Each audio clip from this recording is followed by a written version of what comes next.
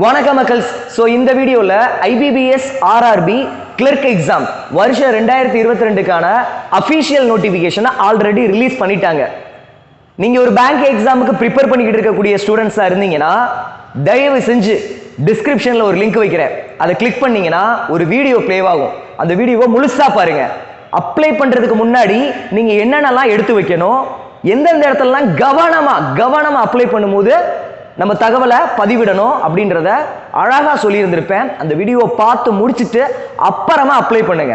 அப்போதான் உங்களுக்கு ஒரு திருப்தியாக அப்ளை பண்ணி முடிச்சுட்டு படிக்கிறதுக்கு ஒரு மன நிம்மதியோட அமைதியான முறையில் படிக்கலாம். அப்ளை பண்ணும்போது சொதப்பாமல் இருக்கிறதுக்கு முன்கூட்டியே நம்ம என்ன பண்ணிடணும், ஒரு வீடியோவை பார்க்கணும். அந்த வீடியோவை தான் நான் டிஸ்கிரிப்ஷனில் லிங்காக வச்சுக்கிறேன். கிளிக் பண்ணிங்கன்னா ஒரு வீடியோ ப்ளே ஆகும். அந்த வீடியோவை பொறுமையாக பாருங்கள். வீடியோவே கொஞ்ச நேரம் தான், அதில் எல்லாமே சொல்லியிருந்திருப்பேன். அப்ளை பண்ணும்போது எந்தெந்த இடத்துலலாம் கவனமாக நம்மளுடைய தகவலை பதிவிடணும் அப்படின்னு சொல்லியிருந்திருப்பேன். அதை பார்த்து முடிச்சுட்டு அப்புறமா அப்ளை பண்ணுங்கள். அப்ளை பண்ணி முடிச்சதுக்கப்புறம் ப்ரிப்பரேஷனை வேற லெவலில் வெறித்தனமாக ஸ்டார்ட் பண்ணுங்க. சரிங்களா? ஆக்சுவலாக இந்த எக்ஸாமுக்கு ப்ரிப்பேர் பண்ணிக்கிட்டு இருக்கிறீங்க IBPS RRB Clerk. அதில் ஃபர்ஸ்ட் ரவுண்டு அப்ளை பண்ணி முடிச்சதுக்கப்புறம் நீங்கள் போய் எழுத போகிற எக்ஸாமில் முதல் ரவுண்டில் 80 கொஸ்டின் இருக்கும். அதில் 40 கொஸ்டின் ரீசனிங்னு சொல்லுவாங்க, 40 கொஸ்டின் ஆப்டிடியூட் கணக்கு. அந்த கணக்குல இருந்து 40 கொஸ்டின் கேட்பான். 40க்கு 40 வாங்கணும்னா நான் என்னென்ன டாபிக்ஸ் எல்லாம் படிக்க ஆரம்பிக்கணும் அப்படின்றத இந்த வீடியோவில் சொல்ல போறேன். அப்படியே பாருங்க. இதுதான், இது தெரிஞ்சாலே 40 out of 40 அடிச்சிடலாம். ஃபர்ஸ்ட் நம்ம பார்க்க போறது என்ன அப்படின்னா குவாட்ரடிக் ஈக்குவேஷன். குவாட்ரடிக் ஈக்குவேஷன் அப்படின்ற டாபிக்ல இருந்து 5 கொஸ்டின்ஸ் கேட்பாங்க. நீங்க ப்ரிப்பேர் பண்ணும்போதே குவாட்ரடிக் ஈக்குவேஷனை வெறித்தனமா ப்ரிப்பேர் பண்ணீங்கன்னா 5 கொஸ்டின் கேட்டானா 5யுமே அட்டன் பண்ணி 5 மார்க் வாங்க முடியும். நீங்க ஒரு பிகினரா இருந்தீங்க அப்படின்னா இந்த டாபிக்கை வந்து யூடியூப்ல சர்ச் பண்ணி பார்த்து படிச்சுக்கோங்க. இல்லை ஏதாவது ஒரு எஜுகேஷனல் இன்ஸ்டியூஷன்ல நீங்க போய் ஜாயின் பண்ணி படிக்கிறீங்கன்னா அங்கே குவாட்ரடிக் ஈக்குவேஷன் சொல்லி தருவாங்க. அதெல்லாம் பயங்கரமா ப்ராக்டிஸ் பண்ணி பாருங்க. சரிங்களா? காசெல்லாம் கட்டி ஒரு கோச்சிங் அகாடமியில் படிக்க முடியாத மாணவர்களுக்கு யூடியூப்ல வந்து நீங்க என்ன பண்றீங்கன்னா குவாட்ரடிக் ஈக்குவேஷன் டைப் பண்ணுங்க. பேங்க் எக்ஸாம்னு சொல்லிட்டு டைப் பண்ணீங்கன்னா அதில் வரும்.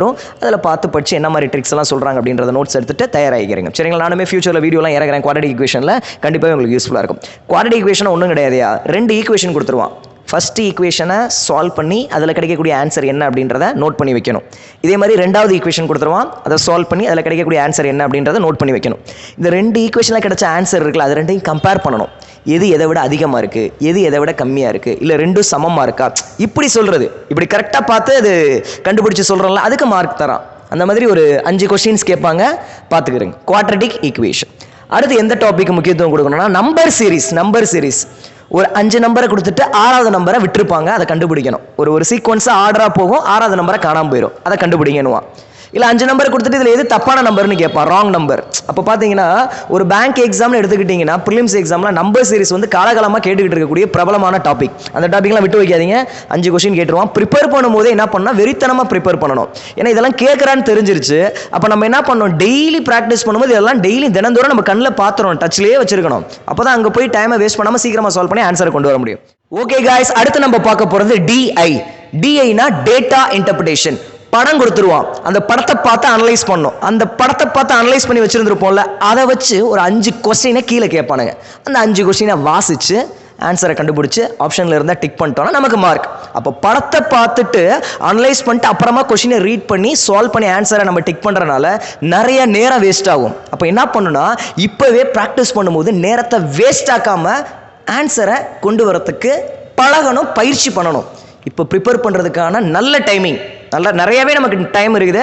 நல்லா பொறுமையாக நிதானமாக ஆழ்ந்து சிந்திச்சு ஏன் டைம் அதிகமாக போகுது, அப்போ டைம் அதிகமாக போகாமல் சீக்கிரமாக சால்வ் பண்ண என்னென்ன பண்ணணும், எந்த கொஸ்டின்லாம் சூஸ் பண்ணணும், எதெல்லாம் சூஸ் பண்ணக்கூடாது, எதை அட்டன் பண்ணணும், எதை வந்து அவாய்ட் பண்ணணும் அப்படின்ற அந்த நுணுக்கங்கள்லாம் இப்போவே நீங்கள் பழகிக்கிறணும். ப்ராக்டிஸ் பண்ணும்போது வெறித்தனமாக நிறைய டைம் ஸ்பெண்ட் பண்ணி படிங்க. நேரத்தை அதிகமாக செலவு பண்ணி படிங்க. ஆனால் சால்வ் பண்ணும்போது கொஸ்டினுக்கு நேரத்தை அதிகமாக செலவு பண்ணுற மாதிரி பார்த்துக்காதீங்க. குயிக்காக சால்வ் பண்ணுங்க. ஏன்னா நம்ம எழுத போகிறது ஆன்லைன் எக்ஸாம். புரியுதுங்களா நான் சொல்கிறது? டைம் அதிகமாக செலவு பண்ணி படிக்கலாம். ஆனால் எக்ஸாமில் அட்டன் பண்ணும்போது குயிக்காக தானே அட்டன் பண்ண சொல்கிறான். அப்போ அந்த குயிக்காக அட்டன் பண்ணுறதுக்கு என்ன மாதிரியான நுணுக்கங்கள்லாம் இருக்குது அப்படின்றத தெரிஞ்சுக்கிறேங்க. ஃபியூச்சரில் நிறைய ஸ்ட்ராட்டஜிஸ்லாம் நானே சொல்லித்தரேன். Okay right. ஓகே, அடுத்து நம்ம பார்க்க போகிறது சிம்பிளிஃபிகேஷன். சிம்பிளிஃபிகேஷன்லேருந்து 10 கொஸ்டின் கேட்கலாங்க, 15 கூட கேட்கலாம். அதனால இதில் என்ன நீங்கள் பண்ணணும் அப்படின்னா 10 கேட்டால் 10யுமே அட்டன் பண்ணணும், 15 கேட்டால் 15யுமே அட்டன் பண்ணணும். அப்போ நீங்கள் என்ன பண்ணணும், வேற லெவல்ல வெறித்தனமா தினமும் பிராக்டிஸ் பண்ணணும். ஸ்பீடா சால்வ் பண்றது ரொம்ப முக்கியம்.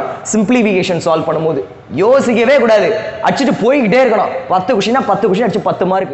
இதோட முடிய போறது கிடையாது. இங்கதான் நம்ம பசங்க எல்லாம் சொதப்புறது.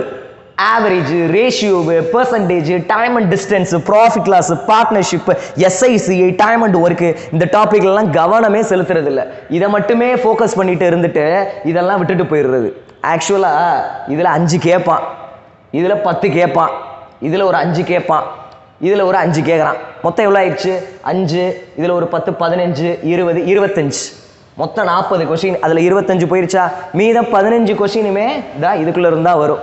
அதுல ஆவரேஜ்ல இருந்து கேட்கலாம், ரேஷியோல இருந்து கேட்கலாம், பர்சன்டேஜ் டாபிக்ல கேட்கலாம், டைம் அண்ட் டிஸ்டன்ஸ்ல கேட்கலாம், ப்ராஃபிட் லாஸ்ல கேட்கலாம், பார்ட்னர்ஷிப்ல கேட்கலாம், வட்டி கணக்கை வச்சு கேட்கலாம், டைம் அண்ட் ஒர்க்கை வச்சு கேட்கலாம். இதெல்லாம் முக்கியமான டாபிக். நீங்க இதை மட்டும் ஃபோக்கஸ் பண்ணிட்டு இதெல்லாம் ஸ்கிப் பண்ணிடாதீங்க. இதுல தான் கவனம் செலுத்தணும், இதுல தான் அதிக முக்கியத்துவம் கொடுக்கணும். இதெல்லாம் ரொம்ப யோசிக்குங்க, ரொம்ப நேரம் எடுக்கும். இதெல்லாம் ஈஸியாக அடிச்சிடலாம். இந்த இடத்துல தான் நேரம் வந்து அதிகமாக வேஸ்ட் ஆகிட்டு இருக்கும். ஏன்னா கான்செப்ட் எல்லாம் புரிஞ்சுக்கிட்டு நம்ம கொஸ்டினை வாசிச்சு அப்புறமா தான் டேட்டாஸ் எடுத்து சால்வ் பண்ணி ஆன்சரை கொண்டு வர மாதிரி இருக்கும். நேரம் போறதே தெரியாது. இதுல கவனம் செலுத்துங்க. இதுல மட்டுமே நீங்க கவனம் செலுத்துங்க. படிக்கிற ஆர்டரை வரிசைப்படுத்துங்க.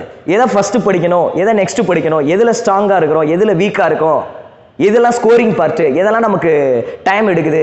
இப்படி அனலைஸ் பண்றதுக்கு இது நல்ல நேரம். ப்ரிப்பேர் பண்ணும்போது இதெல்லாம் அனலைஸ் பண்ணி நிறுத்தி நிதானமா பொறுமையா படிக்க கத்துக்கிறீங்க. சரிங்களா? சும்மா என்னத்தையோ படிக்கிறோம்னு சொல்லிட்டு எதையாவது போட்டு படிச்சுக்கிட்டு இருக்காம எந்த எக்ஸாமுக்கு நம்ம தயாராகிட்டு இருக்கிறோம், அதுல எத்தனை கொஸ்டின் கேட்கறான்? 40 கொஸ்டின் கேட்கறான்.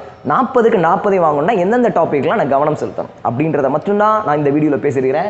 கண்டிப்பா இது யூஸ்ஃபுல்லா இருந்திருக்கும் நம்புறேன். இதோட முடிக்க போறது கிடையாது. மறுபடியும் இன்னொரு ஸ்ட்ராட்டஜி நான் சொல்லி தருவேன். 40க்கு 40 எப்படி வாங்கி விவி குட் அப்படின்ற ஒரு